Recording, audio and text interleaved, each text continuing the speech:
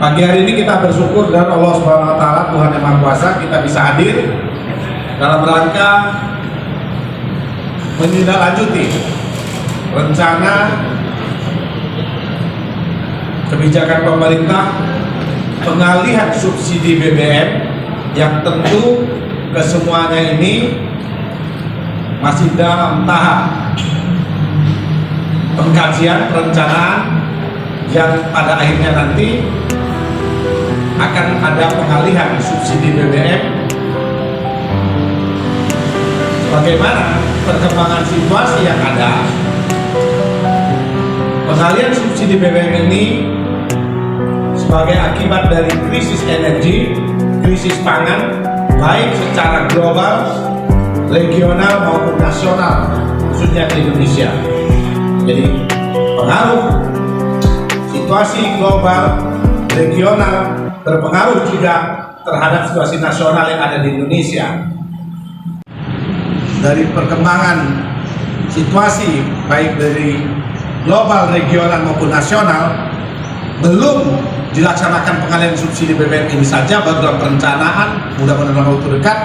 Tapi apa yang ada di benak masyarakat terjadi mulai di berbagai daerah, antrian panjang, adanya pembelian karena rasa kekhawatiran minyak seolah-olah akan dinaikkan atau akan terjadi kenaikan. Padahal ini adalah pengalihan subsidi BBM. Kenapa adanya rencana pengalihan subsidi BBM? Kita ketahui bersama dari jumlah penduduk yang ada, kita berjumlah kurang lebih 370 juta ini, artinya kemanfaatan dari selama ini subsidi BBM yang ada kurang lebih 502 triliun itu kemanfaatannya untuk dibakar tadi menjadi bahan bakar minyak yang disubsidi, itu kemanfaatannya baik dari masyarakat kelas atas, kelas menengah, dan kelas bawah. Yang berkepentingan atau yang berhak melakukan itu adalah kemanfaatannya hanya 5%. Mungkin hitung-hitungan ahlinya, karena kemanfaat tadi hanya sekian persen untuk masyarakat miskin, masyarakat kelas menengah dan masyarakat kelas atasnya juga menikmati. Itulah muncul sebagaimana judul kita adalah untuk pengalihan subsidi BBM tadi. 502 triliun tadi akan dialihkan dengan cara pemberian bantuan langsung tunai kepada masyarakat kelas bawah atau masyarakat miskin, sehingga tepat sasaran.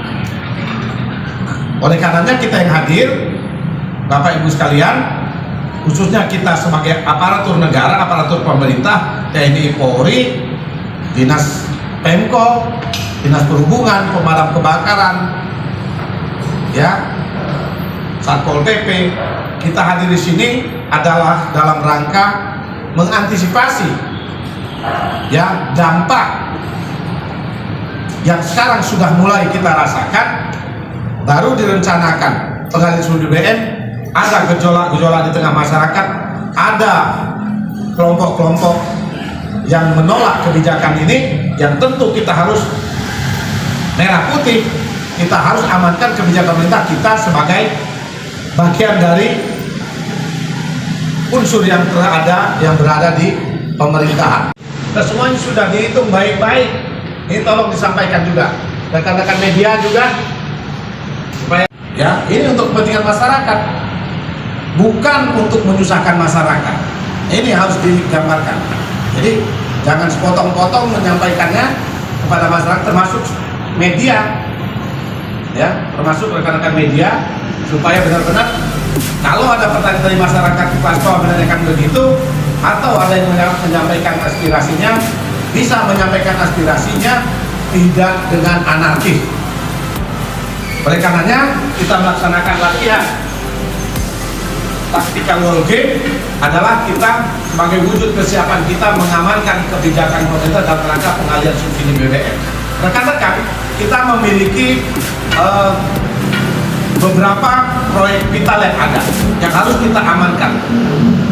seperti kemarin arahan dari Bapak Pangdam, Bapak Kapolda Metro Jaya ketika rapat di Kodam Jaya adalah bagaimana ada 3 skenario pengamanan antisipasi termasuk di Jakarta, ya, baik di istana maupun di gedung DPR, termasuk kantor Kementerian SDM dan seterusnya, termasuk ketika penutupan jalan tol dan sebagainya. Khususnya kita yang ada di Kota Bekasi, kita harus mengamankan beberapa objek vital yang ada. Bagaimana kita lihat di sini di tampilan tactical wall game kita, ini seperti menjadi tempat kelompok masyarakat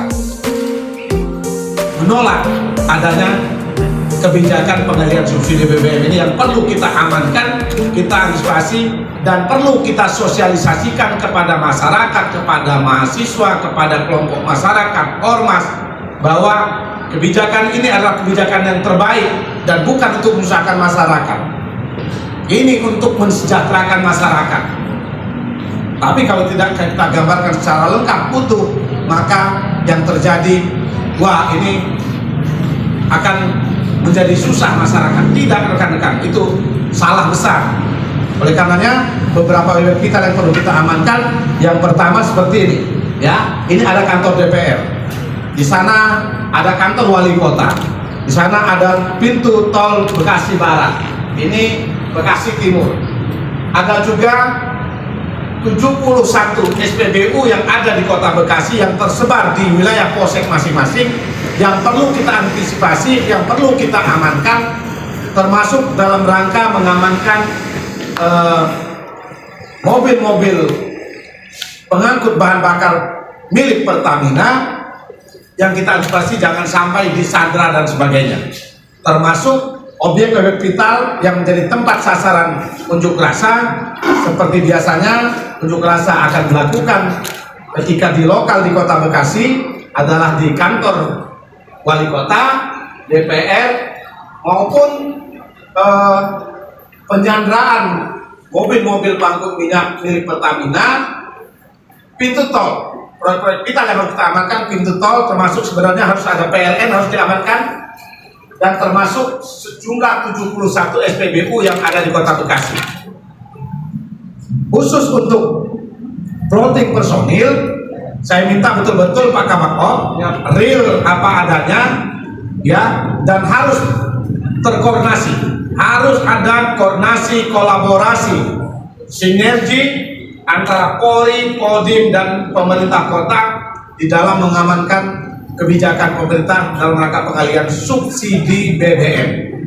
Contoh, di kantor ini harus tetap ini Pak Kabako, ya, di kantor Dewan Perwakilan Rakyat Kota Bekasi.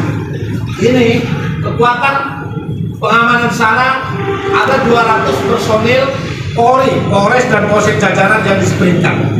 Nah, koordinasi betul, tolong Pak Kasdim dari TNI. Ini tolong Pak Kasdim nanti dilaporkan dengan Pak Dandim. Ini kita minta 50 personil ketika ada rencana unjuk rasa sudah siap standby sesuai dengan sprintnya Pak Dandim, sesuai dengan permintaan dari Polres. Nanti tolong dicatat Pak, silakan di fotokopi. Hari, malam hari, subuh hari harus ada personil yang paham di sana. Jelas para Kapolsek? Supaya tadi mencegah terjadinya penyalahgunaan penjualan BBM atau spekulan-spekulan, ya, termasuk antisipasi kerawanan lain adalah antri panjang, ya, termasuk antisipasi penyanderaan mobil-mobil tangki milik Pertamina yang melakukan pengisian di SPBU, ya. Himbauan-himbauan tolong dipasang di SPBU tentang ketika penyalahgunaan peredaran minyak dan gas bumi ini, sanksi pidananya sudah di-share oleh Pak Kasat Reskrim tadi malam. Ini yang di kantor wali kota. Ini untuk di kantor wali kota bisa fleksibel Pak Kabako, ya, bisa dicek antara DPR maupun wali kota. Tetapi secara kekuatan kita yang ada untuk di kantor DPR 200 personil, baik gabungan Polres maupun Polsek, 50 TNI juga. Nanti di total Pak Kasdim, Satpol PP 25, Disub 25, termasuk ditambah nanti Damkar. Ya, 2 kendaraan Pak di sini termasuk di